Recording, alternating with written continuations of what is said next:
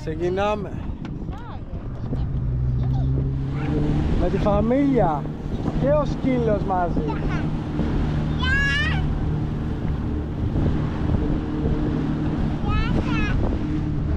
Πάμε να δούμε.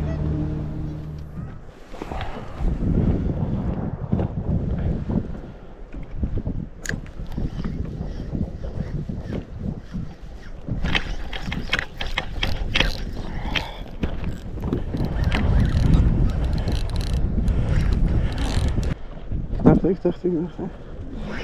Μάλλον τονάκι πρέπει να είναι. Τονάκι, ντάσκα.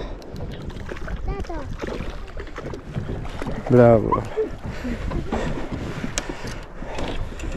Να τον ελευθερώσουμε. Από εδώ πιάσω. Κράτησε το στο και εσύ από πίσω λίγο. Πάμε.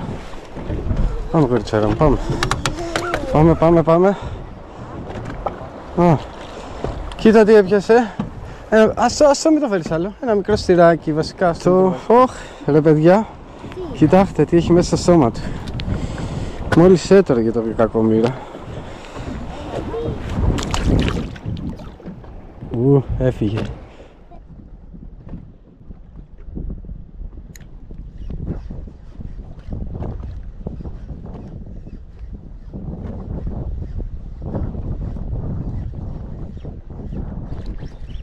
Τον πήρα.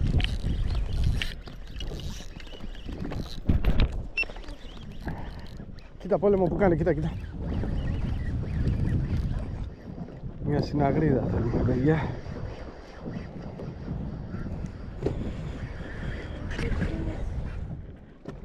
Κι είναι συναγρίδα. Ελένη μου. Βάλτη. Μπράβο κοριτσέρα μου. Τρώνε τα κορίτσια. Jig strike. Δεν χαρίζει.